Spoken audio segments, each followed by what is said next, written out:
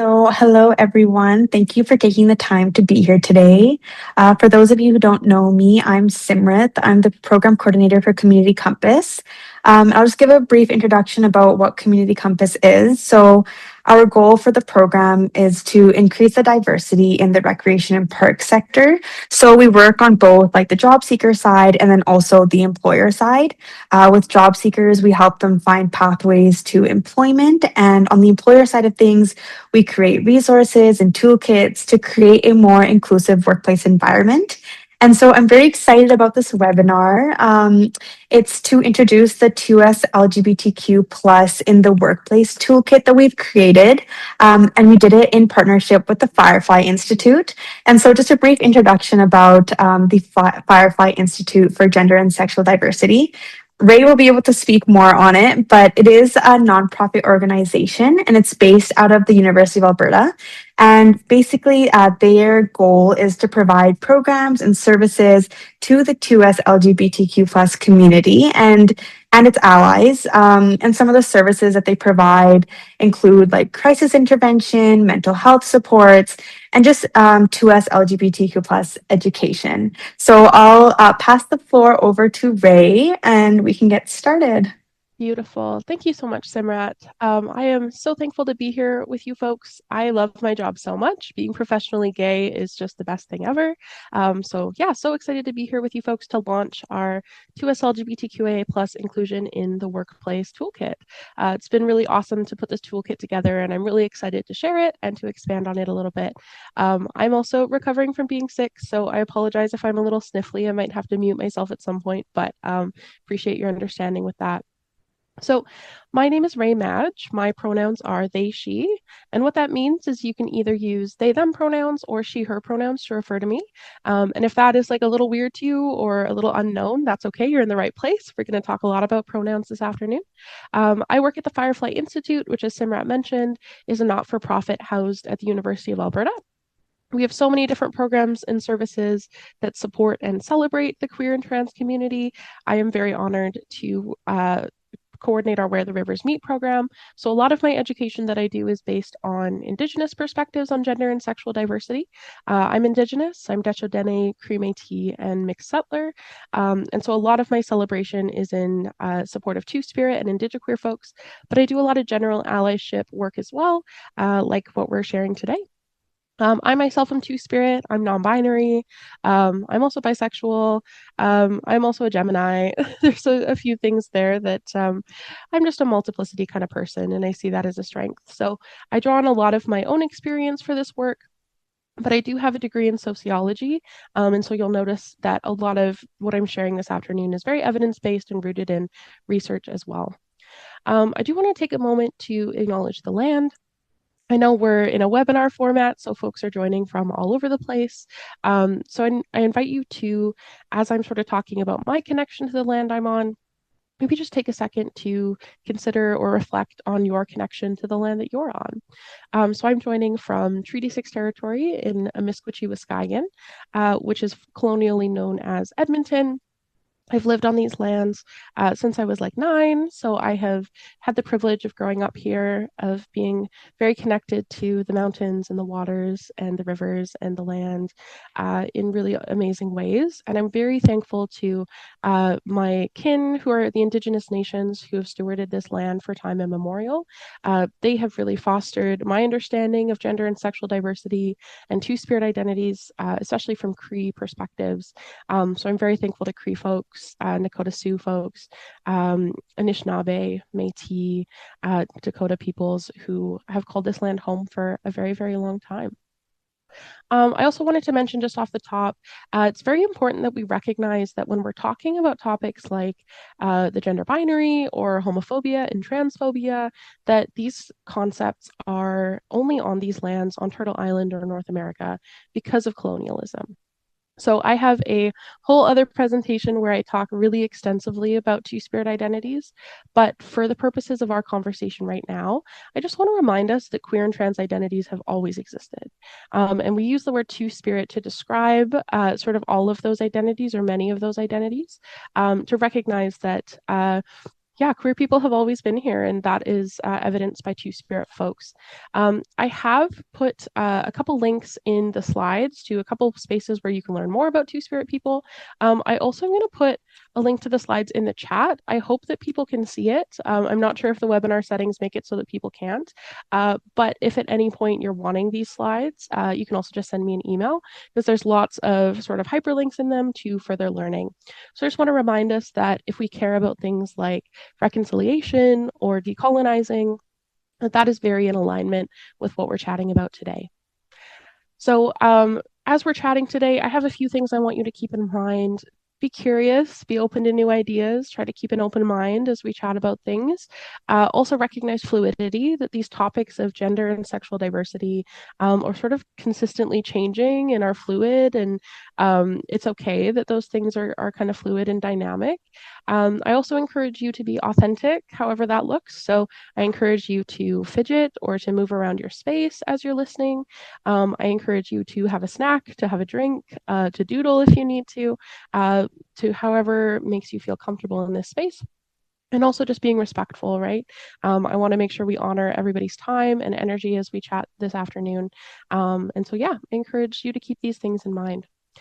So, why we are here is to launch the very incredible 2S LGBTQIA plus inclusion in the workplaces toolkit. This is a 5-page resource that we collaborated with Community Compass with to develop. It's a very robust document that lists a lot of really important information about what it means to be queer, some barriers faced by the queer community, and some strategies for inclusion and safety in the workplace. So I've put sort of the overview here, but we're going to go through sort of each piece as we talk about some of these topics. So, where we're sort of going for the next couple hours, we're going to talk about a little bit of an introduction to gender and sexuality. So, what is the queer community? What does that mean? That'll include talking a little bit about heteronormativity and things like that. We'll talk about why this is important. So, why are we taking some time when we're all very busy and have lots going on to chat about queer inclusion, and that will include some statistics about the mental health of Two-Spirit and queer people. So that really emphasizes that this work isn't about being politically correct or about pandering to a minority. It's ensuring that every single person can be themselves and be safe and be celebrated for being themselves. We'll talk a little bit about some terminology. So, what is the difference between sex assigned at birth versus gender identity and gender expression? All these pieces that sort of make up our identities. We'll chat about common challenges faced by queer folks, especially in the workplace. Talk a lot about pronouns, so you'll get a bit of a crash course on what pronouns are and how to respect them.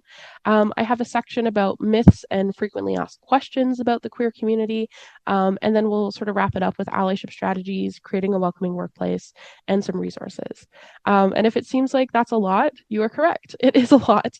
So we'll make sure to take a break about halfway through. So around 1:30, we'll take a bit of a break so that you can use the bathroom and grab another coffee or whatever you need.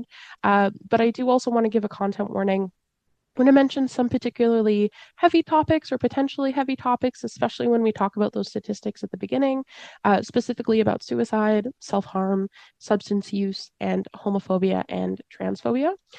And so I really encourage you to think about and reflect on how you can practice self-care, collective care, maybe even spiritual care if that's your jam, both during and after the session. Just because some of these topics can bring up some feels for us. We might experience that in our bodies or our minds. And so I really just encourage you to take care of yourselves. So I love a graph, so I'm going to show you this really cool graph. This is the graph of the history of left-handedness among Americans by year of birth. So what you can see here is around like 1890, people born there, the rate of left-handedness was about 5%. And then over the next couple of decades, it dropped to 3 or 4%, somewhere in there, reached sort of a low. And then over the next 50, 80 or so years, it really rose to about 12%. So we went from 5% to 12%. So it more than doubled in that time. And then it sort of evened out and has sort of landed at 12% pretty consistently. Now, The reason I show this is to talk a little bit about how natural diversities of humans have been villainized at different times. So the reason that these numbers are so low around the 1900 is because for a really long time, if students in school or people were writing with their left hand or appeared to be left hand dominant, there was a lot of sort of resistance against that. I've heard stories of left-handed people in schools who had their hands smacked or had their hands tied behind their back, even if they were writing with their left hand, because we had really weird ideas that writing with your left hand was somehow a really bad thing, that it meant that you were wrong for doing that. And then we as a society went, oh my gosh, that's so silly. Some people just write with their left hand, some people are left hand dominant, and that is just a natural part of the diversity of humans. And so when we stopped punishing a behavior, when we punished something less, people felt more comfortable being left handed, and we saw those rates rise. Now, I show this graph in a conversation about gender and sexual diversity because it's a very similar thing. It's very paralleled. There have been a very long time where queer identities have been very punished. We have very rampant homophobia and transphobia. But over the recent decades, or a little bit longer, these identities have become more normalized, especially with the invention of the internet and people being able to connect with other folks who felt similarly to them. We have a lot of people that feel a lot more comfortable being themselves, right? And so sometimes we hear this rhetoric of like, man, why are there so many trans people now? Like, we never had this many trans people back in my day or whatever. And what we would argue with that is that there were trans people, but they didn't have the language to describe themselves that way, or they didn't feel comfortable self identifying that way. And that applies to a lot of queer identities. So when you hear rhetoric about, like, why are we talking about this? This is just a fad. Many of us in this work hold true that queerness is a natural part of the diversity of humans. And it is a very, very normal thing to have people who are trans or people who are queer. As we punish that identity less, they will become more prevalent. So, talking about some different models of gender and sexuality, these are very fluid and dynamic topics. They're very personal, they're very cultural. So, models help us sort of understand ways to conceptualize these things, even though they might not tell us the full story. So, one way that we can sort of conceptualize gender in particular is the binary, right? So, the gender binary is the cultural scripts and structures that present gender as like one or the other, male or female, with not a lot of room for fluidity or duality. So it sort of looks like this, right? We have sort of a masculinity box and a femininity box, and they're distinct and separate, and there's no overlap. And that can be really harmful sometimes for people when we present humanity as if there's only two ways to be a human, right? So we use the words cis normativity. Those are the cultural scripts and structures that sort of present being cisgender or not transgender as good, normal, or default, or heteronormativity, which is a similar thing that centers heterosexual identities or people who are not gay. So the way that this often plays out is, a doctor looks at your body when you're born and either says it's a boy or it's a girl, and then your identity, what your expression looks like, and what your sexuality is supposed to be is apparently following this sort of prescriptive pattern that is easily recognizable. Now, this is true for some people. Absolutely. There are lots of people where the doctor says it's a boy and they grow up and they go, yep, that's right. And I like a masculine expression and I like being with women. And we go, awesome, that's great. But the problem when we take this for granted as if it's true 100% of the time is that you will just be wrong some of the time, right? What this tells us, or if we take this sort of format or template for granted, is that if we know one of these things, then we know all of them. So if I look at your gender expression and you're either feminine or masculine, then I know you're a man. I know that the doctor said it's a boy, and I know that you're going to be with women. And again, that's true for some people, but not for everybody. And so we want to have a more expansive understanding of this that doesn't just put people into one or two boxes. So some people are starting to understand gender as maybe more of a spectrum, as illuminated by this sort of graph here. People understanding that you can be in between, right? That purple exists in this model, which didn't in the last one. And this is helpful. This is okay. This is a good like stepping stone on our way to understanding things. But I think we can do better than this. So surprise, I'm going to use a rainbow as an analogy. But if I was to ask you to count every single color in this circle, you wouldn't really be able to, right? We can sort of broadly group them. We can say, oh, there's red, orange, yellow, green, blue, purple, pink, and we're right about that. But did we get moss green, forest green, neon green, lime green? There are an infinite number of shades that exist. And so, what we want to understand when it comes to gender and sexuality is that we can have femininity, we can have masculinity, we can have womanhood and manhood, but there are also things between those and beyond those. And those folks who are between and beyond are the 2S LGBTQIA plus community. So those folks, or folks with queer identities, are those whose either gender identity, gender expression, sexual orientation, or even just their bodies don't fit into that binary, don't fit into that hetero cis framework that is presented as sort of the only option. So it's really important to note, as we've already talked about, that these identities have always existed. We know that from our histories of two-spirit people, and we know that from a lot of histories all over the world, that queer and trans people have always existed. They are a feature of the natural world, not something that has gone wrong or something that's not ideal. So we really want to recognize that there's no one single way to be a human, right? Um, it's also really important to note that the queer community is very diverse, right? Many of us have very distinct ways of viewing our gender or our sexuality, and they're not often in the exact same way. We have different ways we express things, different labels, different terms. And so it's really important to note that each individual queer person is the expert of their own experience. So our goal is to create in our workplaces, in our communities, in our families, around our dinner table, a culture of respect and kindness, curiosity maybe, and authenticity, where each person feels safe to just be themselves. That's our goal here. So, in talking about some different terminology pieces, I really like using this genderbread person that is a resource that has been around for a long time that shows sort of these different distinct features of our identities. And this is really helpful. We're going to use this model a bunch today. But there's also other ways that we can conceptualize gender. We can think of it as like a Venn diagram between our identity or orientation, our biological sex, but also maybe our gender roles, and that can be highly cultural. Some people like sort of conceptualizing gender as a galaxy, right? As if there are all of these different sort of planets that exist in orbit with each other that are related but also distinct.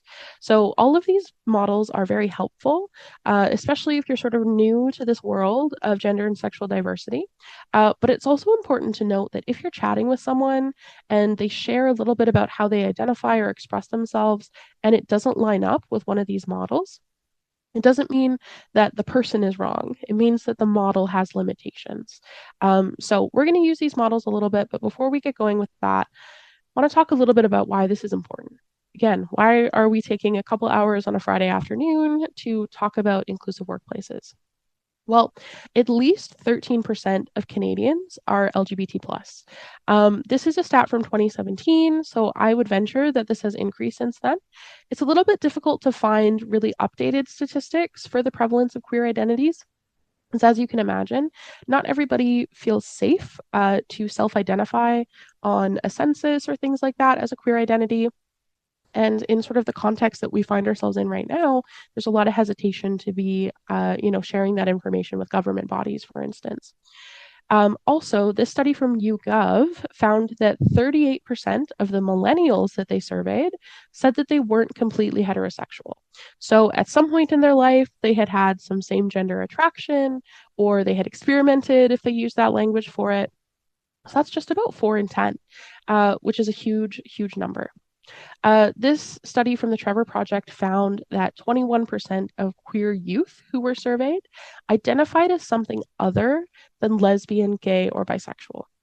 So those three terms are kind of the hard-hitting terms. They're very common, the ones that like a lot of people are familiar with. But youth increasingly are identifying with more and more complex terms and also more general terms. So just to give you a sense of some of the terms that those folks identified with, this is just a list of some of those terms. Now, you might look at this and go, Ray, how am I ever going to memorize definitions for all of these terms? And I have good news for you. You don't have to. I show you this graphic to emphasize that you will encounter queer people with terms or labels that are unfamiliar to you.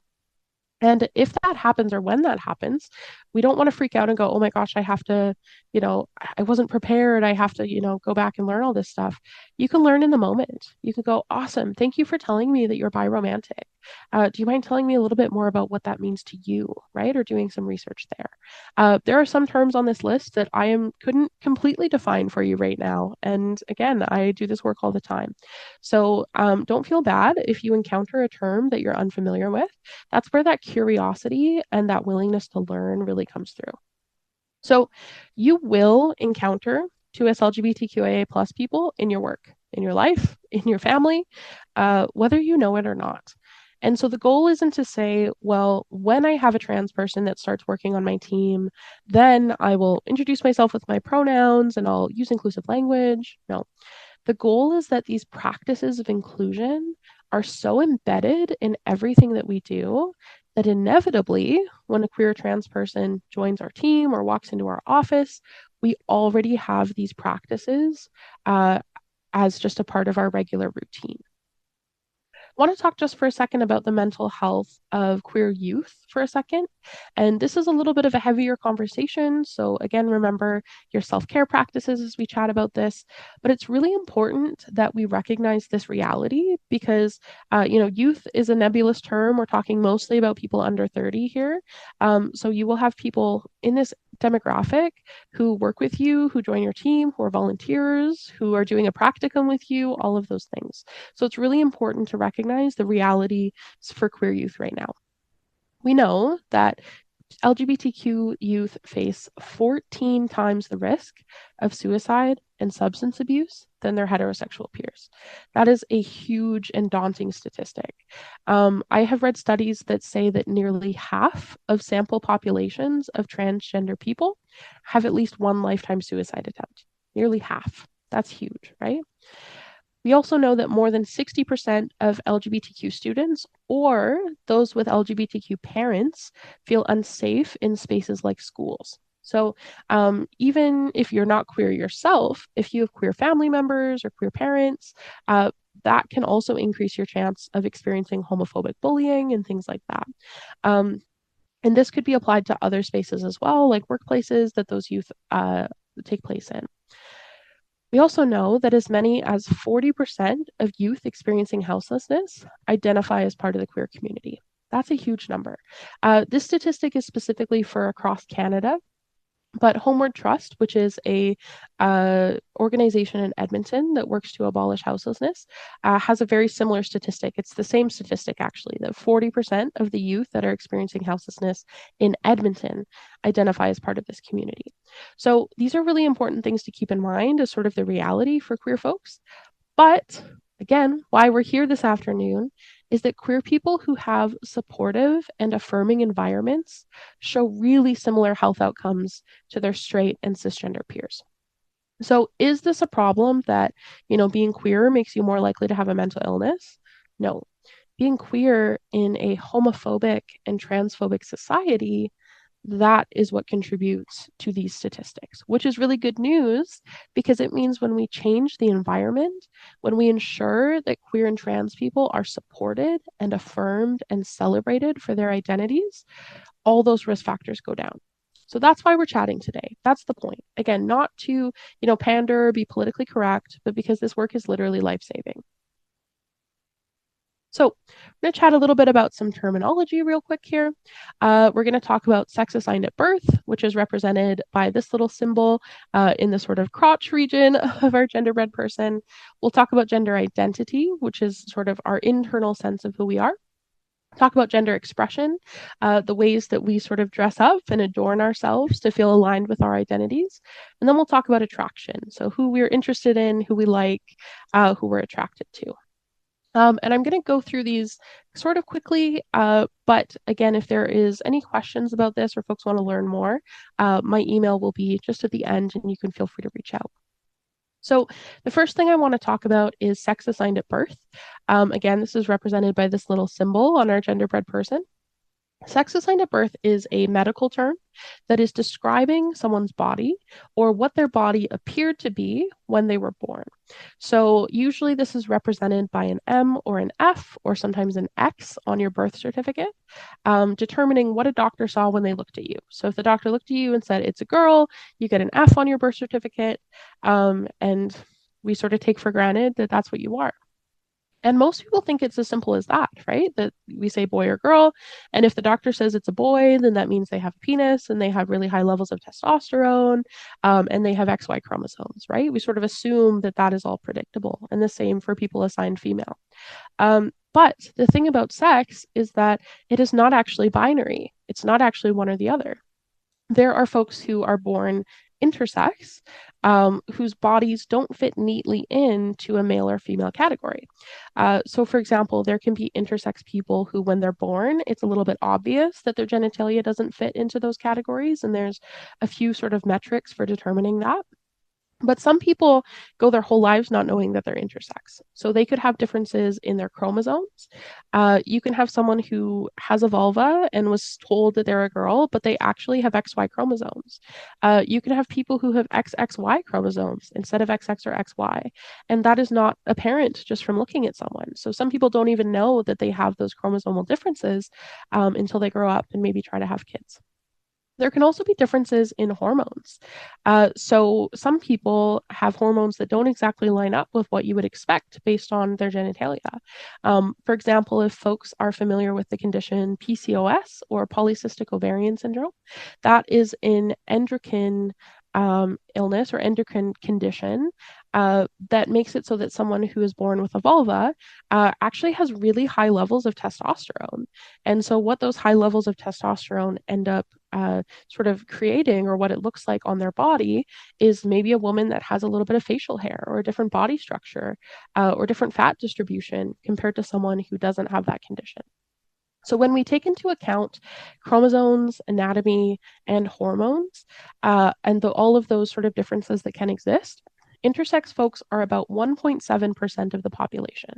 And that is about how common it is to be a natural born redhead. So, not very, very common, but still common enough that it's pretty prevalent, right? All of us have interacted with a natural born redhead, and I guarantee you, all of us have interacted with an intersex person, but we probably didn't know, and maybe they didn't either. And this is another reason why we can't make an assumption on who someone is based on what they look like, because we can't see chromosomes, right? When we look someone up and down, we can't see what their chromosomal structure looks like. We can see some evidence of, hormones and things like that sometimes, but we definitely can't see people's genitalia when we're just walking around, right? So this is another reason why we don't want to assume who someone is just by looking at them. And if our bodies exist on a spectrum, it sort of makes sense that some people's identities would too, right? Lots of people have this opinion that sex assigned at birth, or your biological sex, as some people say, is very cut and dry. And that's just not accurate. It's a lot more complex than that. I told you I love a graph. I'm going to show you another graph. This is a graph of the distribution of male and female heights. And this is across like a huge cohort across 20 countries in North America, Europe, East Asia, and Australia. So it's a huge sample size, all born between 1980 and 1994. So lots of differences there. So what we have on sort of the bottom axis is the heights of people.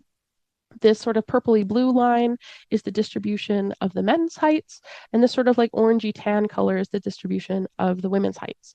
So what we see here is these two peaks, these two little bumps that are at the top here. Those are the averages for both of those categories. So what we see is that the average female height is about 5'5", and the average male height is about 5'10".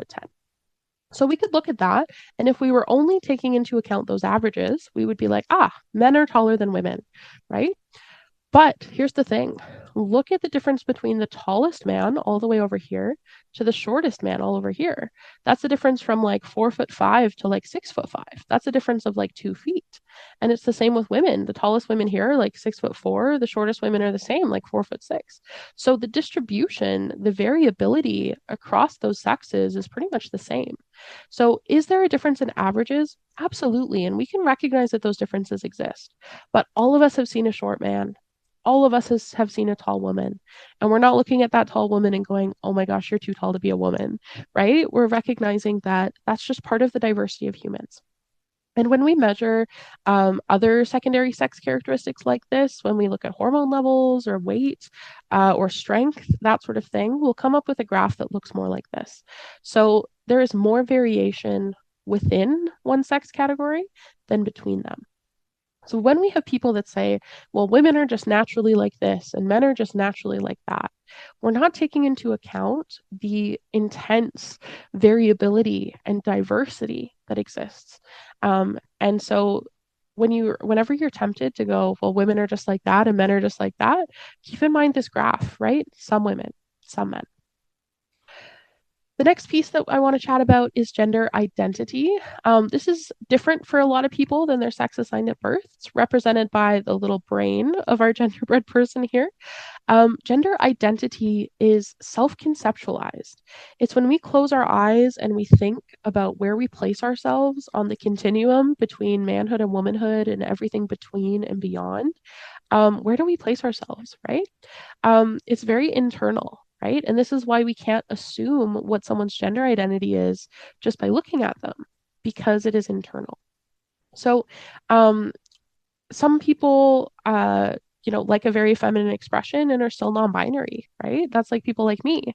I identify as non-binary, but I love my makeup. I love my dresses, right? I love doing my hair. I love having a more feminine expression. And that doesn't detract from what my identity is, right? Because my identity is distinct.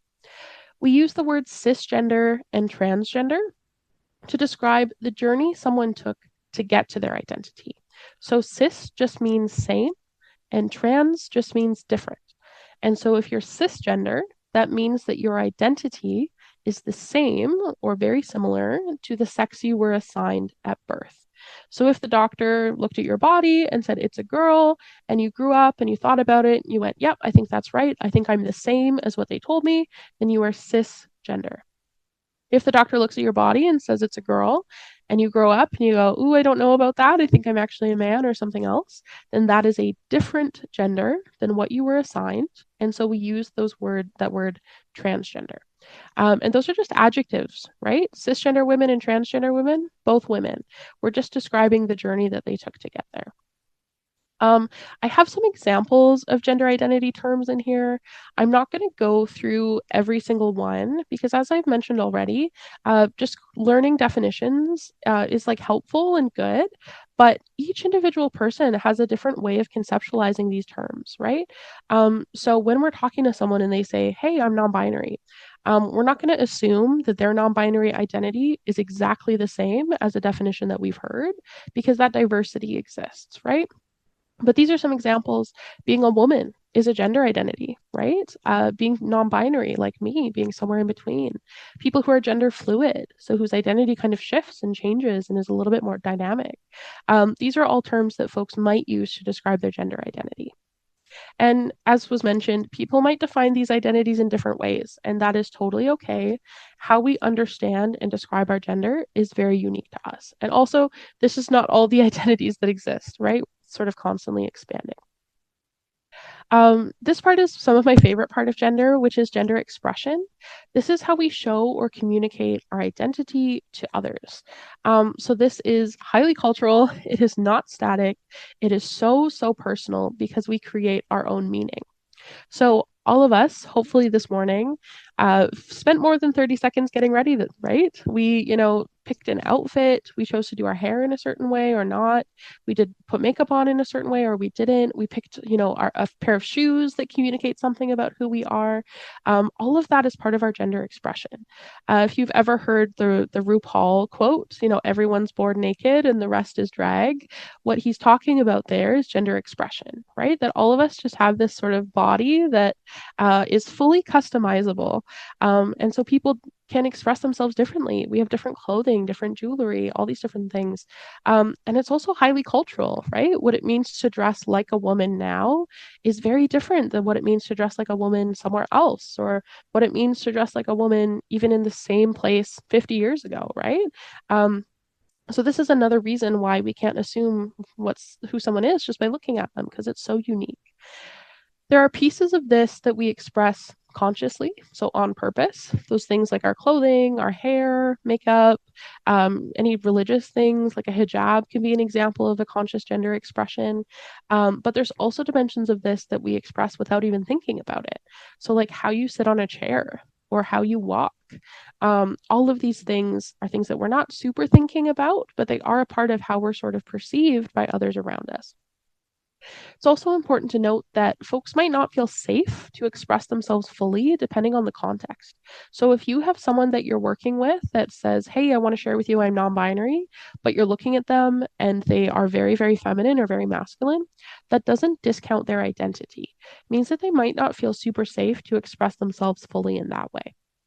So, just to highlight some of these differences, this picture in the middle here is Franklin D. Roosevelt, who's one of the presidents of the United States, at age 2, wearing an outfit that was considered gender neutral in 1884. So what you can notice here is that FDR is wearing a white dress, which is very interesting for a little boy. But at that time, this sort of outfit was seen as gender neutral because little kids are messy and white is easy to bleach. So a lot of little kids wore white because it was just easier to clean their clothes if they had some messes. And a lot of little kids wore dresses because it's easier to change a diaper if you don't have to take pants on and off, if you can just lift up the dress. So at that time, if a little kid walked into the room wearing an outfit like this, most of the people would not make an assumption about the gender of that kid because this was considered a gender neutral outfit. But maybe for a lot of us, if a little kid walked into the room with this outfit, a lot of us would be calling that kid she and her and making an assumption about who they are based on what they look like. So again, this is cultural. It changes time to time.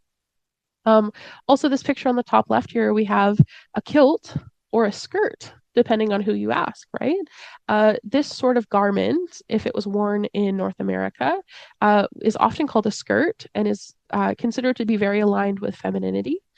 But if you go to Scotland, a kilt is a very masculine garment. There's very significant cultural reasons that folks wear a kilt, and it's seen as a very strong masculine expression. So again, this is why it's different person to person. This picture on the top right here are some of my kin, some Dene people from the Northwest Territories. So these are some Indigenous folks, and these are actually 3 Indigenous men. And 2 of those men are wearing these gorgeous, like beaded floral, fringy shawls, right? And sometimes when I show this picture to folks, they assume that these people are women because they're wearing those floral motifs and they have that sort of outfit, right? But these are actually 3 Indigenous men. And I would venture that these men at that time weren't thinking, oh my gosh, I am so breaking gender roles by wearing this floral shawl. They are looking at the medicine of the beadwork. They were thinking maybe about their family member who created it and the love and energy and medicine that went into it. So for them, this is maybe not them being feminine, even though florals and fringe are maybe seen more feminine now. So again, another reason why this is different from culture to culture. And I've also included a picture of Grace Jones from in the 1980s to show that people have been playing with gender for a long time, right? If we think about Ziggy Stardust, who's David Bowie's sort of alter ego, being a very gender bendy thing. I think about, hair bands in the 80s of these men who had giant long hair that were really huge and like makeup and things like that. So I show all of this to really emphasize that gender expression is very diverse and it is very fun and it is highly personal and it is embedded in culture. So what it means to dress like a woman or dress like a man or dress like a non-binary person is individual and it's cultural. So this is another reason why we don't want to make assumptions based on how someone looks. I'm just going to keep on going. This last terminology piece I want to talk about is attraction. This is the action or power of evoking interest, pleasure, or liking someone or something. When I was a kid, we called this liking someone if you were really interested in them. This is represented by the little heart on our genderbread person. It's really important to note that most people sort of group attraction all up into one, like I'm attracted to men or women or both or something else. But it is important to note that different kinds of attraction exist. The ones that we think about more often are sort of a physical or a romantic attraction, who you want to be intimate with, who you want to be in a relationship with. And that's a really key piece of attraction for sure. But there's also aesthetic attraction. So you can just really like how someone looks and be attracted to their style. And that doesn't necessarily mean that you're gay or not, or straight or not. It just means that you are drawn to something, right? So sometimes I'll talk to youth, like young men who are like, well, I think that Chris Hemsworth is just like so good looking. Does that mean that I'm gay? And the answer is, well, maybe, right? It might be that you're gay, but it might just be that you really like their look. Very similar to how you could go to a museum or an art gallery and look at a painting and be so drawn to it and be obsessed with the painting and just stare at it all day. But you don't necessarily want to sleep with the painting, right? Or maybe you do. I'm not going to judge. But recognizing that different kinds of attraction exist, and that's a part of the diversity.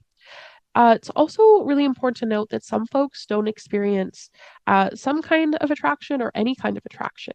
And there's nothing wrong with that. So we use the terms asexual or aromantic to describe those folks. And both of those are spectrums, right? Again, there's lots of diversity that exists. But it's really important to recognize that when you're talking with colleagues or family members or people, to recognize that not everybody wants to have sex, not everybody wants to be in a relationship. And there's nothing wrong with that either. Again, some examples of attraction identities. Being straight is an attraction identity, being gay, being a lesbian, being bi, being pan. All of these things are different ways that some folks conceptualize those. And again, I'm not going to spend a ton of time sort of defining each of these terms. What I find most helpful when you're learning new terms is to talk to someone who identifies that way, or to listen to someone share that on a podcast about that. I saw a podcast the other day where someone was sharing about what being asexual means to them, and it was such a robust and great answer, hearing from the lived experiences of folks, instead of relying on a very clear-cut definition, because these things vary, right? Also important to note that just being straight is also a sexuality, right? Sometimes people think that it's only gay people that have sexualities, but that's not true. Being straight is an identity as well. Okay. Um, so I'm going to go for about 15 or so more minutes, and then we'll take a little break before we keep going. But I want to talk about now some common challenges in the workplace. And a lot of this is taken right from our toolkit. I wanted to provide a lot of that terminology information so we all understand sort of the words that we're using here. But all of this stuff is going to be taken right from the toolkit that we created. So transphobia, homophobia, they exist all over the place in both professional and informal spaces. And so folks who are visibly queer often face discrimination or stigma based on their perceived gender or gender expression. So this shows up in lots of different ways, from the hiring and interview process to both unconscious and unconscious biases. So one of the things that we see that might be a little bit feel like not a big deal, but it can be a source of conflict, is someone's legal name not matching up with an affirmed or chosen name. So oftentimes when we have people who are trans or non-binary, they go by a name that is different than the one that is on their birth certificate or on their SIN number or on their banking information or all of those things, right? And there is not a lot of infrastructure in most workplaces to be able to accommodate those differences. So even if, we have a team member who goes by a different name, and we've communicated that with the team and they're on board with it. Sometimes there's even technological programs that have a lot of limitations when it comes to editing names. So one example is at the Fyrefly Institute. I have a colleague who is trans and goes by a name that's different than the one on all of their documents. And even though their name in everything is set up as their affirmed name, there are still a couple of applications that still have their old name. So that can be a really significant barrier or challenge, because then you have folks that are calling you by the wrong name, or the name is different in different places, and that can be confusing and then force that trans person to have to sort of explain themselves over and over and over again. So that can be really tough. So this is the part of the reason why when we do work with different workplaces, we really recommend looking into those technology pieces and making sure that folks' name is consistent across everything. And if there is a spot where you need to have someone's legal name, whether that's for like a benefits package or for insurance purposes or anything like that, making sure that that information is kept confidential and you're clearly communicating with the trans employee about who has access to that information and who doesn't. So, this is a really important piece. Another thing that we see quite often is folks being hesitant to correct others in their workplace on their correct pronouns or other gender terms, especially with their employers or their leaders or managers. So there's a power dynamic there, right? If you have a manager who is consistently calling you the wrong pronoun, you can be a little bit afraid to correct that person on it because you're worried about consequences or retaliation or anything like that, or them taking it as like a disrespectful thing. So that can be really tough, right? This is another reason why we want to encourage this open dialogue between employers and employees, where we're like, hey, if I use a term that doesn't feel affirming for you, I'm going to change it. So whether that's honorifics like Mr., Mrs., Miss, Doctor, Mix, all of those things, or pronouns, all of those things. Another thing that we see quite often is people not having access to inclusive bathrooms. So many workplaces or many places have what we call gendered bathrooms, which means there's a men's washroom and a women's washroom and not really any other options. And that can be really tough if you have someone who is gender nonconforming or feels like they don't fit into one box or another, because they're sort of taking a risk in either bathroom they go in. They might have people that harass them or harm them because they assume they're in the wrong bathroom and things like that, right? So this is why having a gender neutral washroom, or as we'll talk about further, having a very clear anti-discrimination and anti-harassment policy can be really, really helpful there. Another thing is access to healthcare and benefits. This is another challenge that we see. Lots of workplaces don't have benefits packages at all, which is a huge problem, let alone benefits for things like gender affirming healthcare. So that can be, time off for medical appointments. That can be their surgeries or their hormones being covered by a benefits package. But this also includes things like bereavement leave that is inclusive of diverse family structures. So many queer people are maybe in relationships where they see their partner as their spouse, but they don't want to get legally married for whatever reason, or depending on where you are in the world, they're not allowed to legally marry that person, right? So having inclusive bereavement packages that includes family or partnership structures beyond just like a heteronormative marriage is really huge. So at Fyrefly, we do some audits for organizations where we go through their policy and procedure and provide feedback on how it can be improved. And we've seen policies recently that have been awesome, where they talk about bereavement leave and they say this bereavement leave applies to, spouses or partners, a bunch of different types of family members, and then it just says, or anyone else that the worker sees as a close personal relationship that would count as family. So having an inclusive thing there, right? It's also important to note that like many queer people don't want kids or can't have kids. And so they might see like their pets as their kids too, right? And so having an understanding workplace of like, man, if my pet is sick or needs medical care, like I want time off to be able to support them too. And that might seem like a really silly connection, but it's part of the lived reality for a lot of queer and trans families. Another thing that is a huge challenge, probably the most common challenge, is misgendering. And what that refers to is calling someone by a pronoun or a term that is not aligned with their identity. So, like for me, my pronouns are they, she. If you were to misgender me, that would mean you calling me he, him, or referring to me as Mr. or things like that. That can have a really, really devastating impact on queer and trans folks when we feel not affirmed or like we're not seen as who we are. Um, there's also other things that can come up like microaggressions. So, for example, if you had a colleague saying something like, "Oh man, I didn't know you were trans. You're so beautiful." That's really tough because you're saying that trans people aren't beautiful, right? If we had a supervisor addressing a room by saying, "Ladies and gentlemen, like welcome to the meeting." If you have a non-binary person who doesn't feel like a lady or a gentleman, that can be really tough to feel like you're not being represented there, or not being addressed or included. There's also a really high prevalence of folks asking trans people invasive medical questions. So questions like, have you had the surgery is something that we hear often, which first of all, that is like a misinformation thing. There isn't just one surgery that like makes you transgender. Gender affirming care is a collection of different treatments that vary person to person, right? Some people opt for some of those surgeries, some people opt to not do them and just keep their body how it is, right?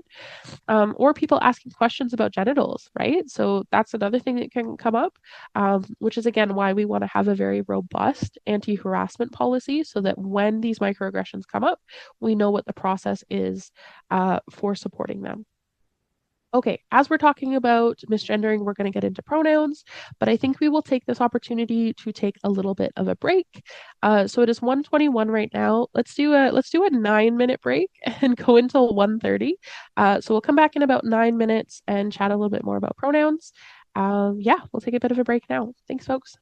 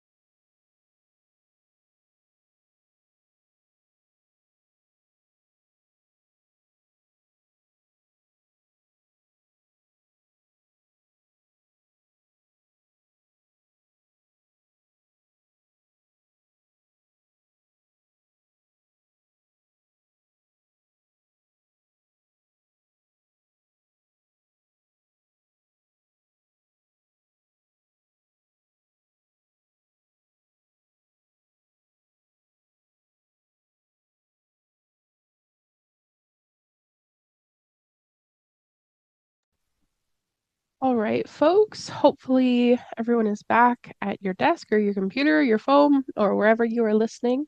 But we are going to get started once again. I hope you folks are enjoying the presentation so far. I'm really excited to keep on going with our last half. So we mentioned a little bit a moment ago about misgendering and about how using the wrong pronouns for someone can be a microaggression or even harassment, depending on the context. So I want to give you folks just a little bit of a crash course on pronouns. Pronouns are these things that are, sort of politicized sometimes, largely by people who don't quite understand them. Pronouns are really simply just a feature of language. They are words we use in place of someone's name to refer to them. So these are some examples of pronouns: he, him, his, himself, they, them, theirs, themself, all of these ones. Don't pay too much attention to the bottom ones right now. We'll talk about those in a second. But the reason we use pronouns is so we don't have to repeat someone's name so much in a sentence. So instead of saying something like, Ray went to get Ray's water bottle from Simon because Simon was using it, but Simon didn't need it anymore, that's really clunky. It doesn't really flow very well. So instead, we say Ray went to get her water bottle from Simon. He was using it. He didn't need it anymore. That's all pronouns are. Pronouns are how do I reduce who you are in language to the smallest number of letters and syllables. It is how do I boil who you are down to the lowest common denominator, right? And it's important to note that these different pronouns have different connotations and produce different feelings for different people, right? If any of you have accidentally ever been called ma'am instead of sir or sir instead of ma'am, you know that it can be a little bit hard or difficult or not feel very good if someone uses the wrong term for you, or if someone gets your name wrong, right? That can be a really difficult thing. And so it's really important that people are allowed to have a say and have agency in how they're referred to in language, because it can have an impact on someone's mental health, on someone's sense of being loved or valued or respected, and all of those things. Most of the time, most people assume other people's pronouns, right? We think we can sort of tell what their pronouns are just by looking at them, because all of us, or most of us, have been socialized for all of, if not most of our lives, to say that boys look masculine and use he, him, and girls look feminine and use she, her. And you aren't literally thinking that when someone walks into a room, but your brain is sort of automatically making that assumption, right? So someone walks into the room that you're in and you're taking note of, their hair, what that looks like, whether or not they're wearing makeup, their outfit, those different cultural markers of gender, and your brain is automatically doing a she, her, he, him. But as we've already talked about, this is rooted in heteronormativity or cisnormativity, saying that, being not trans and not queer is good and normal, and anything other than that is bad and wrong. Again, thinking that if I look at your gender expression and whether you're feminine or masculine, that I know all these other things about you. And again, that's just not true all of the time. Gender expression is a spectrum. It is diverse. It is cultural. It means different things to different people. So you cannot tell what someone's gender or sexuality is just by looking at them. You can't. So some people use one kind of pronoun, so like just she, her, or just he, him, or just they, them. In that case, we would refer to that person exclusively with those pronouns. My best friend, her name is River. Her pronouns are she, her. So every single time I'm referring to her, I'm saying she and her, right? Every single time. Similarly, if someone had they, them, or he, him, we're using those every single time.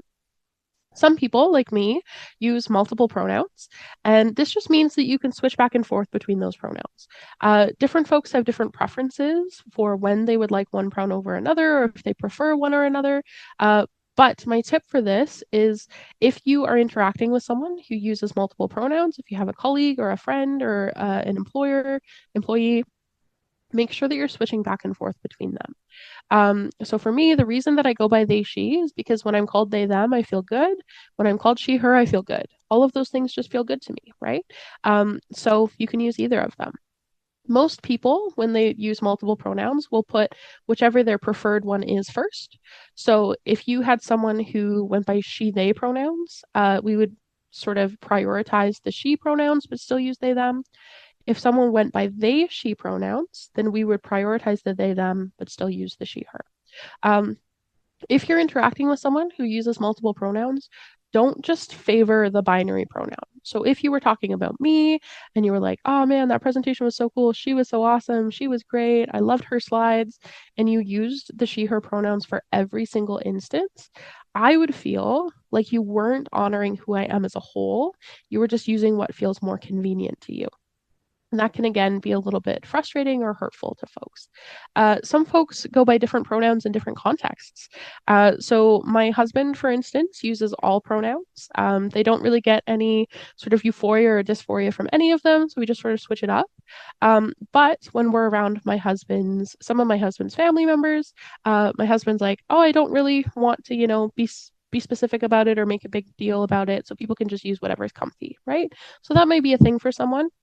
This is again why we always pay attention to the person being the expert of their own experience and their own needs. So we pay attention to that more than anything. Some people will say that it is grammatically incorrect to refer to one person with they, them pronouns. Here's the thing, we already do this all the time. If we had, a lunch event and there was a bunch of people in the staff room and we found a phone, left in the room afterwards, we'd go, oh my gosh, someone left their phone here. I hope they come back for it. They're probably really missing it. Oh, that sucks for them. And I bet that that didn't sound weird to your ears, right? We do this all the time, all the time. And I think it's also worth noting that Shakespeare uses they, them as a singular quite often in his plays. So I think if it's grammatically correct enough for Shakespeare, it's probably grammatically correct enough for us. As was already mentioned, some people use what's called neo-pronouns. So neo just means new. So those are some examples of these three at the bottom here. So like see, here, here's, these are theirs, things like that. The reason that some people use these pronouns is because she or he or they just doesn't feel like it fits, just doesn't feel like it aligns with who they are, right? For one reason or another. And you might look at that and go, wow, those look so funky. Ray, we're just making up words now. I have news for you, all words are made up and language changes and adapts as we do. And that is a good thing. So those might be a little bit new for you. You might have someone that you're working with that goes by these pronouns and you're like, oh my gosh, where do I even start with this? And that is why it is so important to practice. So if someone asks you to start calling them by a different name or a different pronoun than you're used to, I really, really encourage you taking the time to practice. So while you're at the dish pit or, as you're driving, maybe as you're journaling, if that's your thing, just practicing writing out their name and their pronouns and using those pronouns for them. I super acknowledge that, especially if you've known someone for a long time, maybe you've worked with them for a few years, it can be difficult to switch, right? Because our brains are creatures of habit and they want to do just the same thing they've always done. But again, to make someone feel seen, feel safe, feel valued, it's very, very important that we practice and get used to it. So I encourage you to take the time to practice. Another important practice is sharing your own pronouns when you introduce yourself to someone. So at the beginning of this webinar, I was like, hey, I'm Ray. My pronouns are they, she. That's as simple as it can be, right? When you're introducing yourself, just add your pronouns in. You can also put your pronouns in things like your social media bios, in your email signature, on any like signage or name tags that you have. And this has benefits beyond just queer and trans folks. I don't know if any of you have ever been emailing someone with like a gender neutral name like Alex or Charlie or Jamie. And sometimes it's difficult to know how to refer to someone unless you know their pronouns. Or maybe you're interacting with someone who's from a different culture than you. And so you have no idea if a name is masculine or feminine, right? And if that person has their pronouns in their email signature, it just helps with that and just makes it a lot easier. And we don't want to make it so that only trans people are sharing their pronouns, because then if someone shares pronouns, they're sort of outing themselves as trans. So we want to create an environment where it is safe for people to share pronouns, where people are encouraged to not make assumptions and to signal to people around us that we will respect their pronouns. So if you're meeting with someone, if you're doing an interview with someone, and you're like, hey, I'm so and so, my pronouns are this. Usually one of a couple things will happen. Either that person will be like, oh, I don't know what that is, and just move on, and that'll be fine. That person might go, why are you saying that? What does that mean? And you can just say, oh, I'm just clarifying how to refer to me. But don't worry about it. We can just, get on to the purpose of the meeting. Or you could have someone who's queer or trans who before that meeting was thinking to themselves, oh man, I'm so nervous. Like, I hope they don't assume things. I hope I get an opportunity to share my pronouns. And if you share your pronouns first, that immediately puts that person more at ease and more comfortable sharing their own pronouns. So this is a really important practice. If there's a scenario where someone uses the wrong pronoun, so let's say we have our friend Charlie who goes by the they them pronouns and someone uses the wrong pronoun, we can correct someone else by interrupting quickly in the moment to correct it. We can also correct ourselves, right? Just like how if we made a factual error, if we were like, oh man, the webinar starts at 4 o'clock. Oh no, it starts at 12:30. I don't know why I said that. We would just correct it and move on, just how if we had a different factual error. So if you were like, oh, our friend Charlie said he was going to do this. Oh, sorry, they said we were going to do this. We go, great, awesome. You just corrected yourself. That's no big deal. But someone might correct you. So if we're talking about our friend Charlie, you say, oh, Charlie said he, if you are correcting someone else, you can interject in the moment, correcting it with the right pronoun. So, oh, Charlie said they. And if someone corrects you, you want to say thank you, maybe quickly apologize, and just move on, right? We don't want to make it this thing if you're like, oh my gosh, it's just so hard and I'm trying, but it's difficult and I care, I promise, I'm doing my best. Like, then you are putting other people in a position of comforting you about something that you said that was wrong or hurtful. So we can self correct, we can correct other people. All of these things can be really, really valuable. Okay, I have just one slide in here about responding to people coming out to you. This is something that might happen to you in your life. If you are in a leadership position, or just if you have friends or family or colleagues, you might have some time in your life where someone shares a new identity, new pronouns, a new name, maybe. And it's important to make sure we know what to do when that happens, because that can be a very, very vulnerable thing for someone to share that they're trans or they're questioning their gender or they're trying a new name. All of that can be really difficult. So, what I encourage you to do is to be supportive, right? Thank you so much for sharing that. Oh, I'm so proud of you for being bold about that. Thank you for trusting me with this. But we also want to be mindful of the tone and the manner in which they come out, right? So it might not be the first time, it might not be a big deal. So if you have like a colleague who says kind of offhandedly, like, oh, I'm gay, so my boyfriend and I are going to do this thing, that's not necessarily the time for like a pop-up pride parade in the parking lot. But we can sort of pay attention to, the wording and the tone. That's very different than someone coming up to you and going, hey, this is really difficult, and I don't exactly know how to share this, but I want to tell you I'm non-binary and I want to go by they, them pronouns.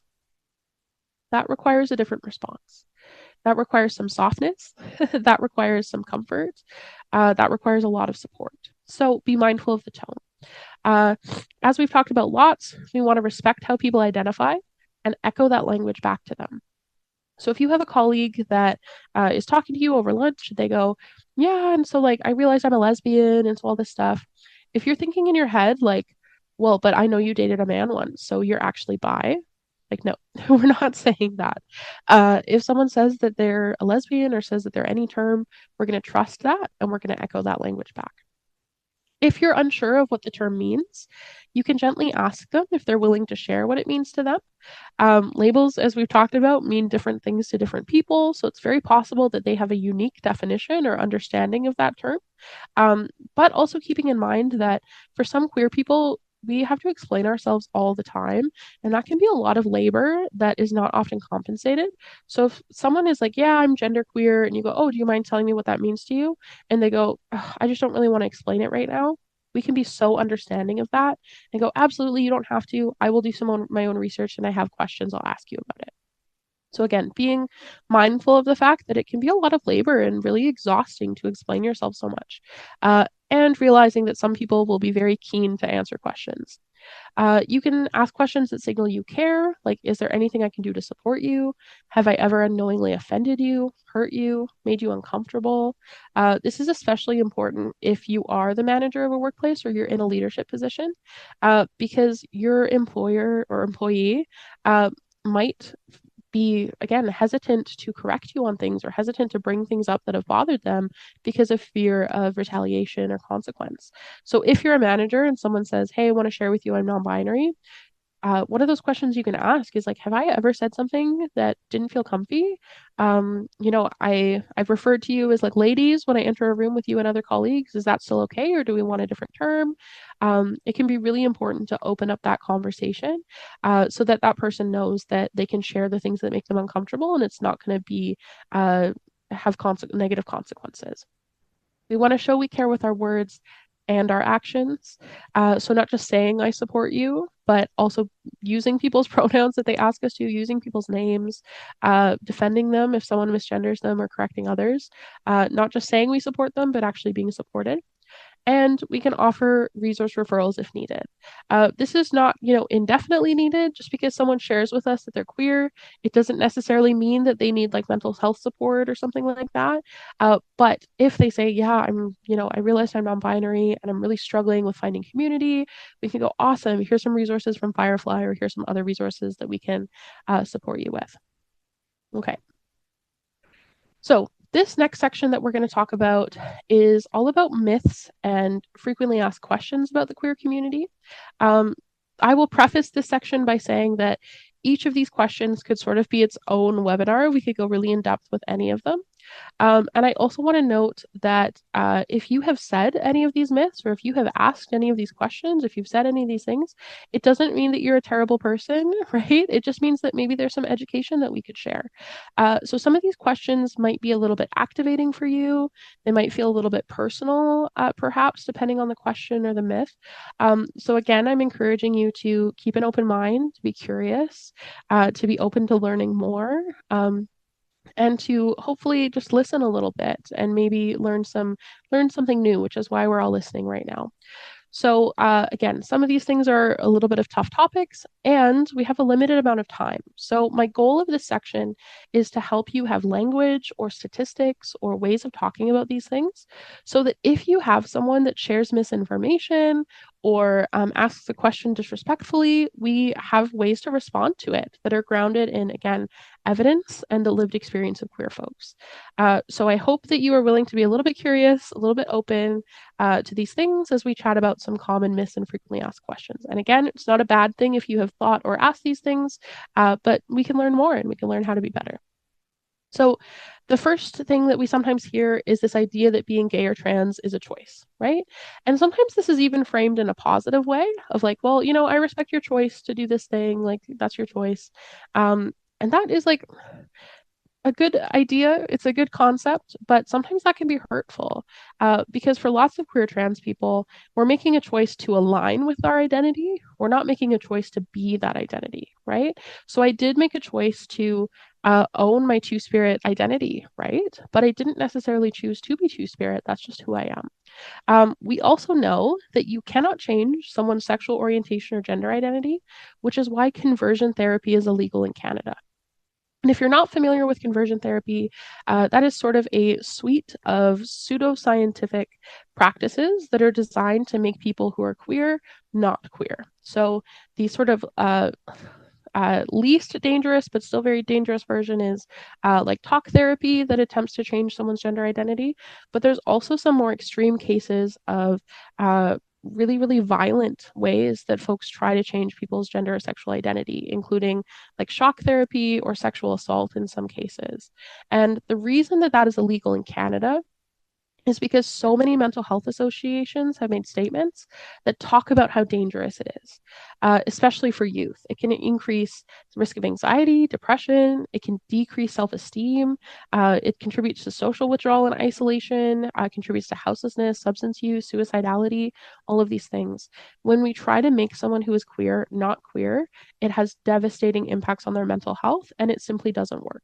So being gay or trans is not a choice. That is, many people describe their queer identity as something that is intrinsic, something that is a fundamental part of them. And it's important to note that if it was a choice, I would still choose to be queer. So that's why this kind of rhetoric can be a little bit damaging. We've talked about this a little bit already, but this idea that I can tell if someone is trans just by looking at them, You can't. You cannot tell someone's identity just by looking at them, just how you can't know someone's name or background.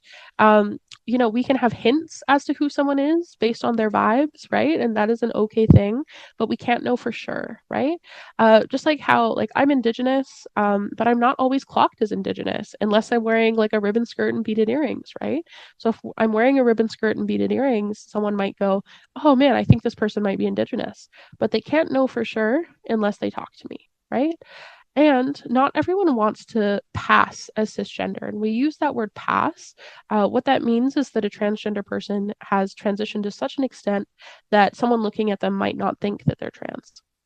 And that is some people's transition goal, is to end up with an expression or with a body that doesn't look like a trans body. That's some people's goal, but that's not everyone's goal. Lots of people are okay with looking gender nonconforming. Lots of people are okay with not fitting into one box or another. So if we say something like, oh my gosh, I couldn't tell you were trans, you're so beautiful, that is a form of a microaggression and a really damaging thing to say because we're saying that trans people aren't beautiful. This is one we hear pretty often too, this idea that queerness is a Western phenomenon. That's not true. Queer people have always existed and will always exist. As was mentioned, queer people are not a bug in the system. We are a feature of the diversity of humans. And we know that on every continent, in every society, in all communities across the world, queer and trans people exist. So queer folks are not new, not at all. What is new, especially on these lands, is homophobia, transphobia, and the gender binary. So when we frame this as if this is only something that happens in North America, we're discounting the very real experiences of queer people all over the world. There's a very cool resource called Queering the Map that outlines a whole bunch of, it's like a whole map of the world where people can upload their sort of queer stories or queer thoughts, and it'll pin that thought to their place on the world. And when I tell you that every single place in the world has one of those dots on it, you will see how common and how vast and how diverse this community is.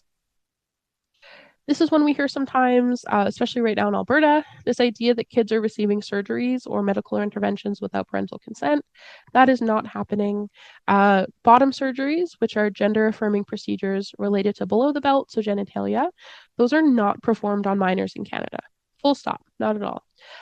Top surgeries, which are procedures related to the chest or breast, are very, very rarely performed on minors in Canada. And if they are, it requires parental or individual's explicit consent.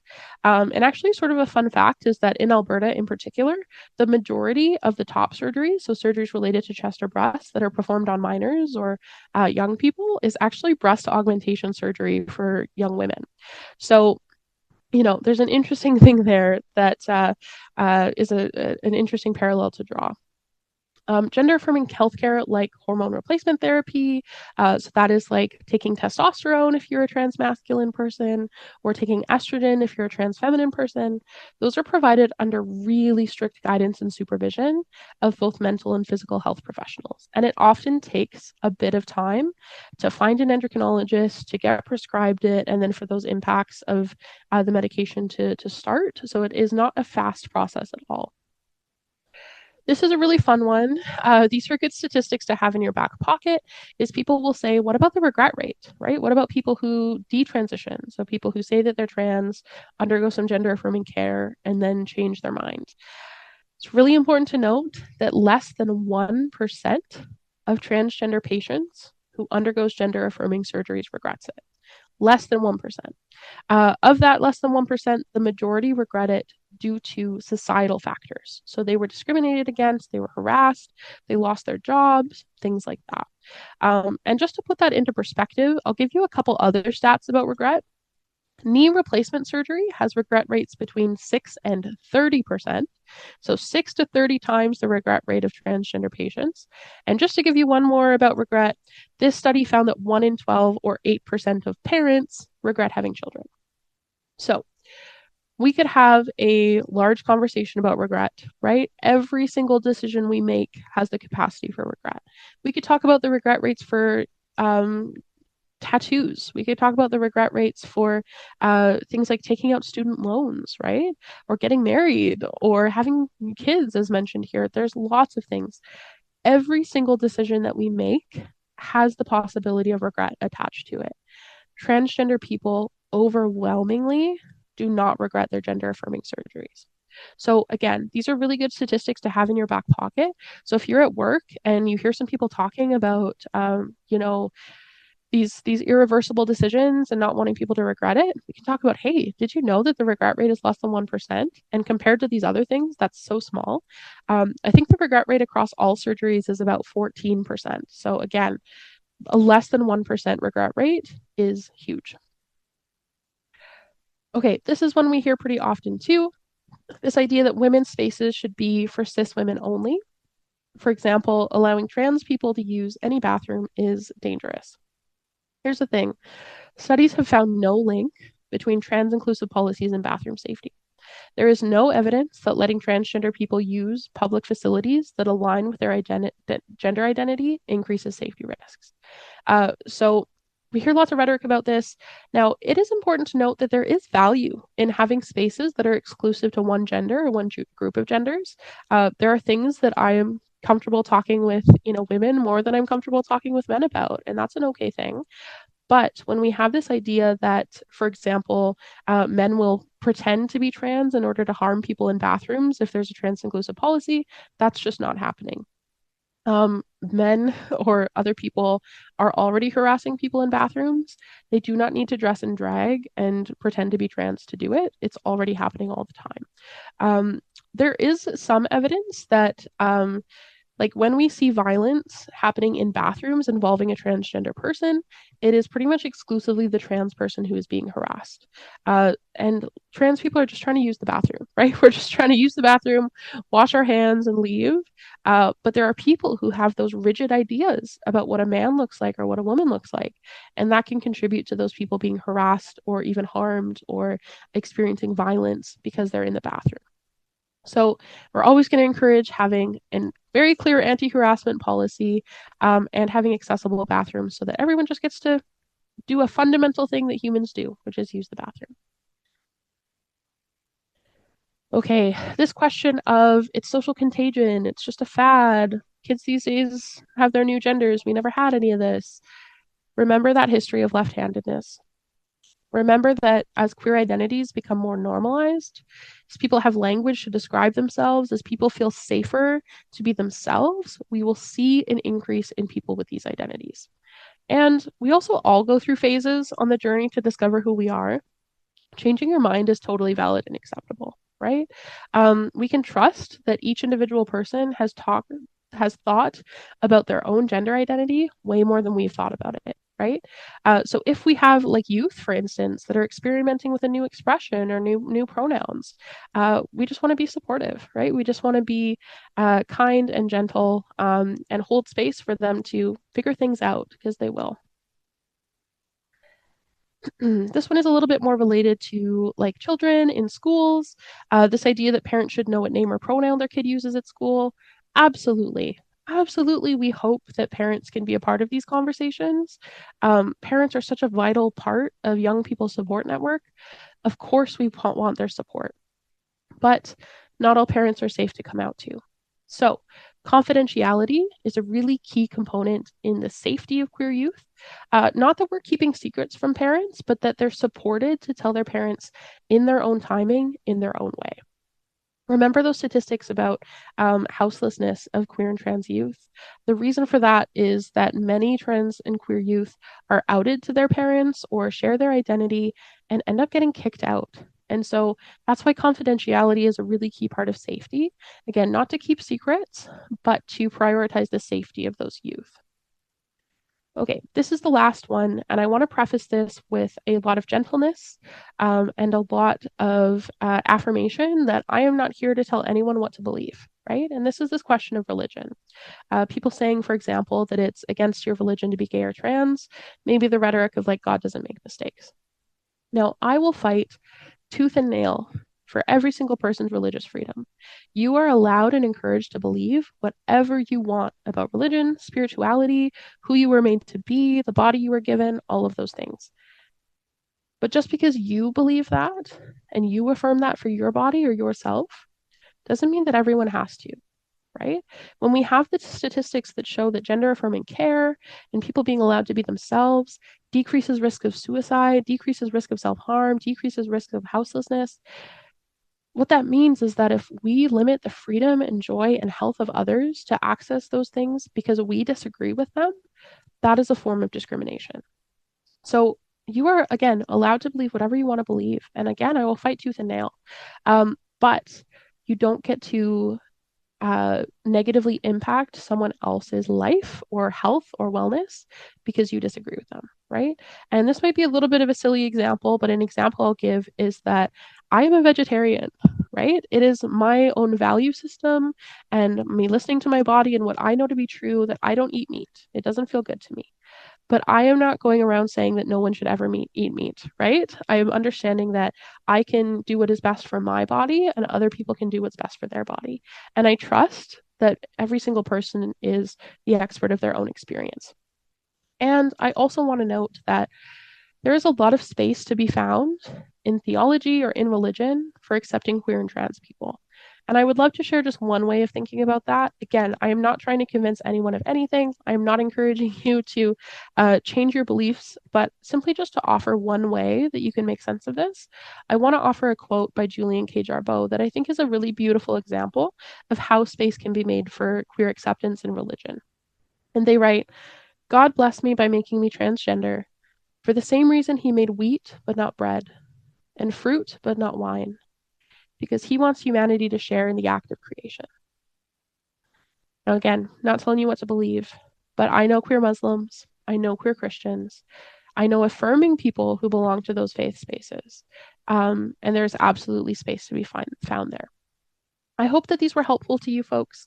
Again, the intention of this section is not to shame anyone for thinking these things or for saying these things, but just to provide a little bit of a different perspective and a different framing of those. Okay, so we're in our last sort of half an hour of the webinar. I appreciate you folks sticking through all the way to the end. Our next section is arguably the most important, and that is about creating inclusive spaces for the 2S LGBTQIA+ community. So it's really important to note that employers, managers, leaders, or anyone can take really specific action when we're creating spaces that are welcoming and inclusive for folks who are queer. We want to ensure that queer staff feel welcome, but not tokenized, and respected, but not made a spectacle. So I'm going to share a couple ways to do that. One is I've already sort of hinted at is having a really clearly articulated anti-harassment and anti-discrimination policy. So having that written into your handbook or whatever format your sort of staff guidelines and policy takes, explicitly prohibiting discrimination and harassment on the basis of gender, gender identity, gender expression, sex, sexual orientation, or perceived gender identity and expression. And that perceived piece is really important because homophobia and transphobia impacts people who are not queer and trans too. So, for example, if we had a man who was a staff member who was a little bit feminine or maybe more flamboyant, if someone used the F slur against that person, it doesn't matter if that person is actually gay or not. If they are perceived to be gay and are disrespected and harassed because of that, that still falls under these categories. So this policy should really clearly outline the process for reporting harassment and discrimination. So is there a key part of your team that is in charge of, sort of fielding those questions or those reports? What is the process for consequences? So if someone is found to be misgendering someone consistently, or, making sexual comments about people or asking inappropriate questions, what is the sort of approach to consequences for that? And what happens if there's repeated harassment and discrimination? That also includes having an anonymous reporting option. So this is something that we always recommend because as was mentioned, you might have staff who are really uncomfortable attaching their name to a complaint because they're afraid of retaliation or the stigma that comes at it, or they don't want to out themselves as queer, right? So if we have a staff member that's making a lot of homophobic comments and it makes someone uncomfortable, we don't want that person to have to out themselves as queer in order to hold that person accountable. It also is important that this indicates that things like microaggressions also fall under the category of harassment. So this means misgendering. And what this doesn't mean is, if you have a non-binary staff member and someone accidentally calls them she, her and quickly corrects it, that's not exactly what we're talking about here. We can hold space for mistakes to happen. But if you have a staff member that says, I don't believe in that, I'm calling her she, her every single time, then that would fall under this category. So when you have this anti-harassment and anti-discrimination policy, it's super, super important that all team members are briefed on it at the start of their employment and on an ongoing basis. So that way, if you have a staff member that is harassing or being discriminatory, leadership can point to the policy and say, hey, you signed off on this policy. You recognize that we have a zero tolerance policy for microaggressions or discrimination. And that can really be helpful if that person has already signed on to it. You can also post this policy in places like waiting rooms or office spaces as a reminder to employees and clients. So I've seen people post an anti-discrimination and anti-harassment policy in a bathroom, right? So something that just is like, as a reminder, we do not tolerate harassment on the basis of gender.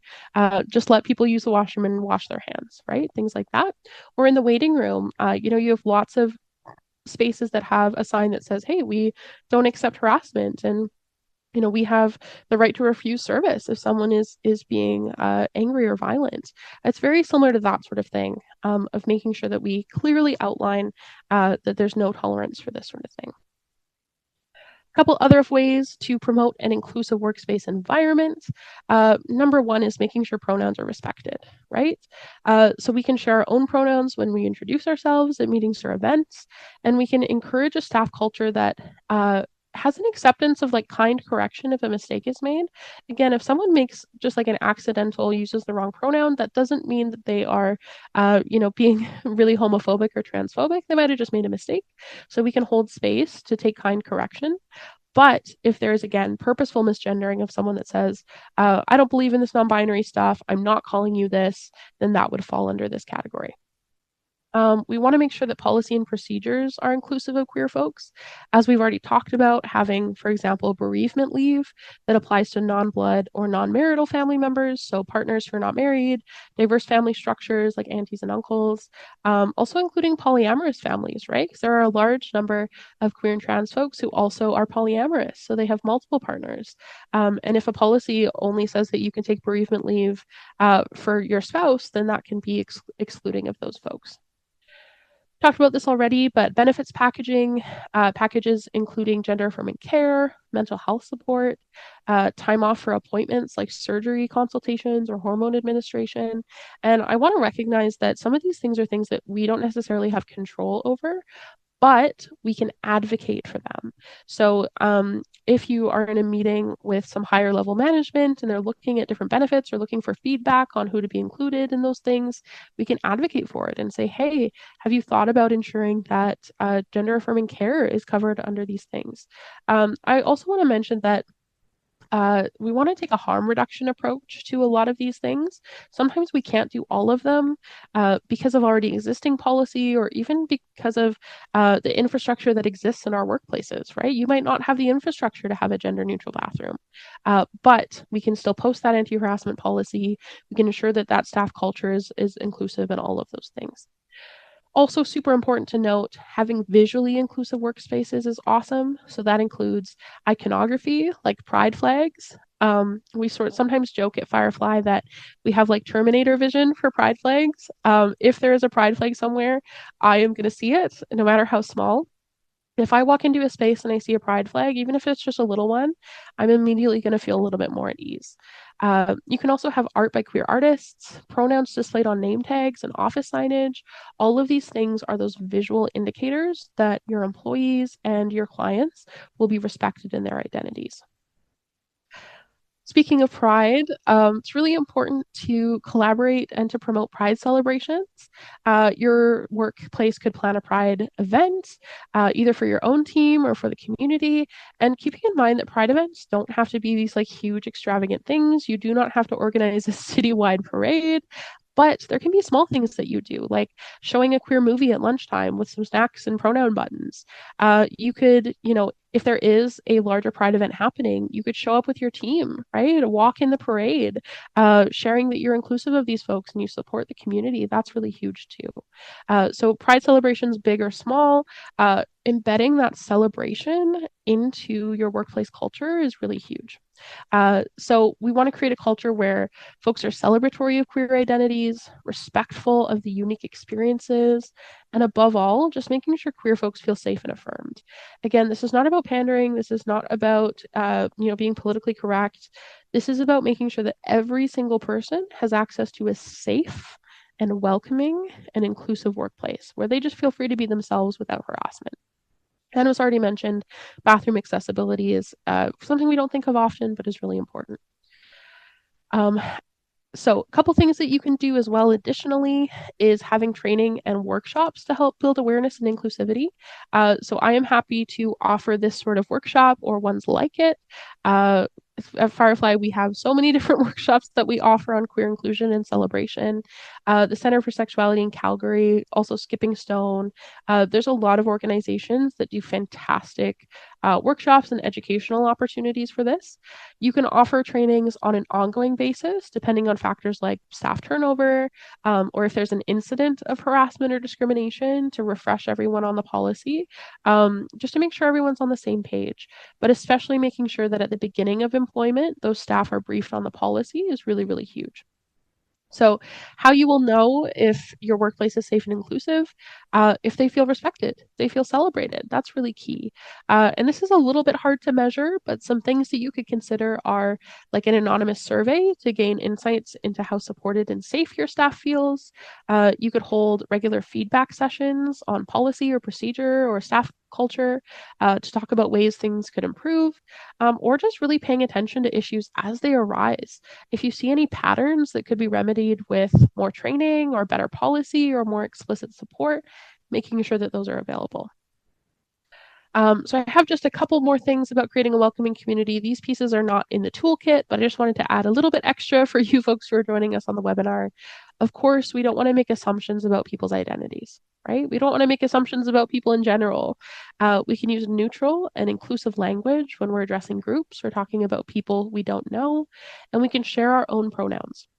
When we introduce ourselves, again, in our email signature, our social media bios, our name tag if you have one, it benefits everyone, not just queer folks.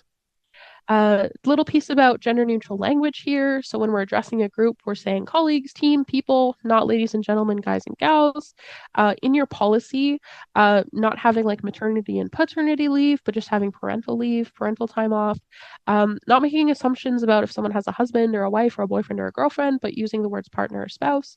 Now, it's really important to note here that this is not about policing people's language for themselves. I've already mentioned a little bit that I'm married. I'm very happy to be a wife. I love that my husband is a husband.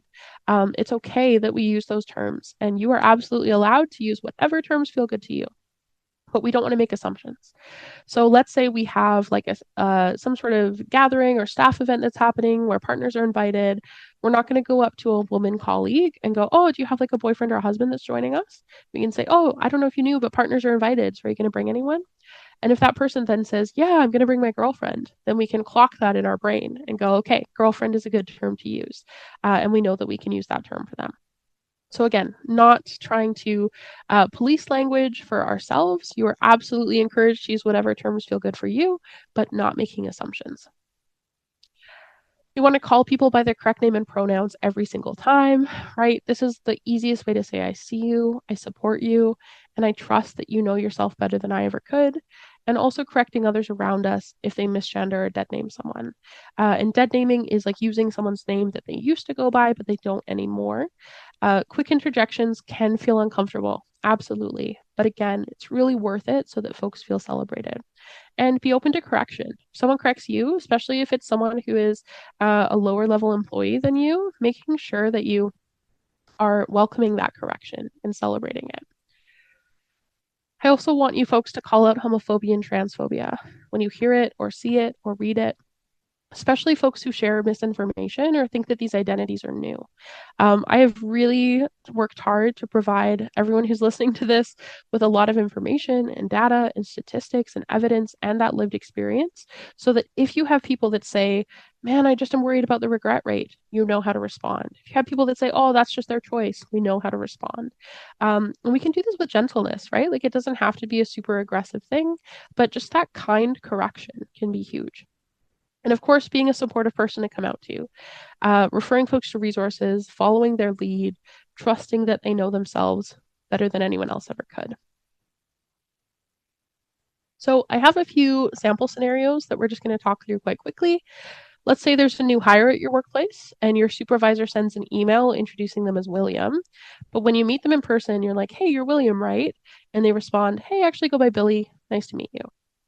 It's very simple. We would just say, hi, Billy, right? And if it is that easy for a derivative of a name like this, calling someone Billy instead of William, it is absolutely the same thing if someone goes by a completely different name, right? If we can understand a preference here, we can understand a preference when someone that goes by a different name. So if you meet someone and they go and you know their legal name is something and they introduce themselves as something else, we're going with the name that they introduce themselves as. If we're doing an intake for a new client, let's say you know you shouldn't assume someone's gender, but you get a sense they might be trans or non-binary. A couple things here. We're not gonna, immediately be like, "Are you trans?" Because that can be a little bit uh, abrasive for a queer trans person. That might put them on edge. But if we have a sense that someone might be queer, we can introduce ourselves with our own pronouns. When we're going through policy and procedure, we can talk about an anti harassment policy. We can explicitly say, hey, just so you know, this workplace is very supportive and celebratory of diversity, including queer identities. So I want to make sure you feel safe. So we don't want to sort of look at them and pointedly be like, are you non binary? But we do want to hold space to affirm that this space is going to be inclusive. We talked about this a little bit already, so I'm going to skip it. If you're talking to a colleague and they say something like, oh, I just don't get non binary people, they say something like, there's only male and female. That's just basic biology. There's a couple things that we could go here. If the person is open to some education, we could be like, hey, I don't know if you know, but intersex people are actually pretty common. There's lots of people whose bodies aren't just male or female. There's, more complexity than that. That's basic biology, but what about advanced biology, right? What about intermediate biology? And we can open up a conversation there. If they're not really receptive to that, we can simply say, you don't have to get it. You don't have to understand it in order for it to be valid, right? Someone's identity is theirs and true and real, even if you don't fully understand it. I don't understand French, for instance. I don't get French, but that doesn't mean that it's not valid and important and valuable. So those are just a couple scenarios that I wanted to talk through. Hopefully that's helpful for you folks. As we are nearing the end of our time here, I really want to encourage all of you that if no one has told you this before, let me affirm for you, you are the only one who gets to decide who you are. What name, pronouns, terminology, honorifics, gender are right for you. And you deserve to express yourself in ways that feel euphoric. Gender euphoria, or this feeling that our expression matches who we are or is well aligned with who we are, feeling comfortable and confident and ourselves, that is something that is accessible to every single person. Every single person. And you're allowed to change your mind. You're allowed to change your mind as many times as it takes to feel at home in an identity or in an expression. So you can trust yourself. You can love yourself. You are so, so loved. Everyone who is on live right now on this webinar and everyone who's going to be watching it later, you signed up for this, you clicked on the link, you opened up this video because you care about people. You care about people feeling safe and affirmed and celebrated. And all of that care and energy and love is extended to each one of you too. You are also deserving of that. So, as we wrap up, I just want to share some community resources real quick, just to have some ways that you can further your learning or other things that you can understand. Of course, many of the content that I shared today is included in this Inclusion in the Workplaces Toolkit. I've included the hyperlink in the title here, so when you have your slides, you can click on that, but it'll also be on the Community Compass website, so you can check it out there. This is a really great document just to have on hand. It might be good to even print it and have it in your workplace, in your staff room, somewhere where folks can read it and learn a little bit more about being respectful of these identities. And of course, we at the Fyrefly Institute are a huge resource to you folks. Again, we do so many different programs and services supporting queer and trans people in Alberta and beyond. I've put our website there as well as our email. If you have any questions about programming or supports, we can help you there. I've also included a few resources that we've created at Fyrefly. This first one is our very extensive resource list that lists everything from online pronoun practice to academic articles and studies about gender affirming care to lists of books divided by ages that help young people understand these things. So there's a huge amount of information there. These two documents here are specifically talking about the impact of transphobic legislation in Alberta. If you're not aware, over the last 2 years, there have been 3 bills that were proposed, passed, and now have been introduced with the notwithstanding clause in Alberta that are highly discriminatory against transgender people in particular, especially youth. So we created these resources to talk about how those policies impact everybody, not just queer and trans folks. And again, lots of information about combating that really harmful rhetoric. I also want to mention Camp Fyrefly. This is me from a few years ago at Camp Fyrefly. Camp Fyrefly is the first program that we ever started at the Fyrefly Institute. We've been doing it for over 20 years now. It is a super fun leadership retreat for queer and trans youth and allies all across Alberta. Um, it is July 27th to 30th this year. A couple things with this. If you have youth that you interact with that you think would benefit from a leadership retreat centered on queer and trans experiences, I highly recommend checking that out. Um, I also recommend the Chew Project. This is in Edmonton. This is a youth resource hub for queer and trans youth in Edmonton specifically. They have tons of different programs and services, everything from peer support to cultural counseling. They have gender affirming gear. They have family suppers every once in a while. They're really, really great support.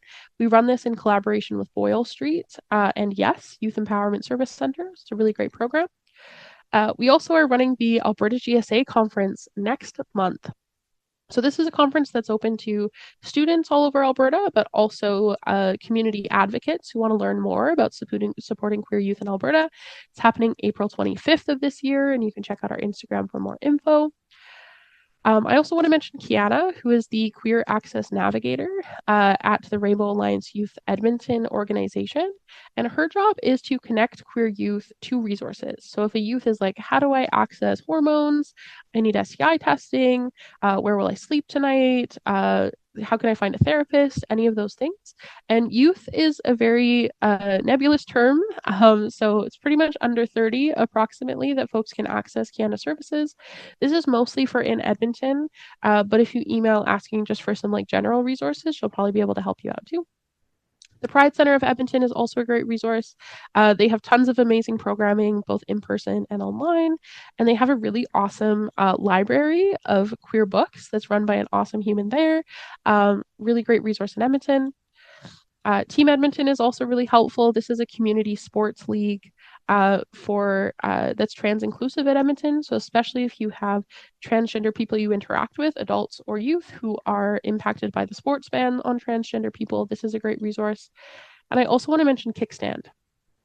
They have they're a really great organization that is national. So they have a number of different centers across Canada. They have 2 or 3, I think. Their online website, mykickstand.ca, has so much mental health support for youth. And then the space in Edmonton is in West Edmonton Mall and is a really great support space as well. They're not an explicitly queer org, but they are a very inclusive space. And because they're located in West Edmonton Mall, if you have any youth that you interact with that need support but want to do so kind of on the down low without it being obvious that that's what they're doing, they can just show up to the mall and no one will know that they're there for support like that. So that is great. Okay, it is 2:23. We are wrapped up here. I am so thankful for all of you folks who joined us today. I hope that you learned a lot. I hope that you enjoyed it. Both of my emails are there if anyone has any questions that they want to reach out to me for. But I am so thankful to have been given the opportunity to chat, especially in collaboration with Community Compass, to launch our toolkit. I hope you will check out the toolkit. And for anyone that has any questions, feel free to reach out to me. But yeah, thank you so much, folks. And you get 6 minutes back. Awesome. Simrat, if there's anything you want to add to close us, feel free. But I think that'll be it, folks. Yeah, that's perfect. Thank you so much, Ray, for your time and effort that you put into this presentation. I know that we really appreciate it at Community Compass, and I think everybody who joined us today can definitely take something away from this and, implement it into their own lives or like their workplaces and just work on creating a safe and inclusive space. Yeah, and I think I did send the link to the presentation in the chat as well. So hopefully everybody had access to that. And if that's everything, then thank you everybody for your time today and have a great rest of your day.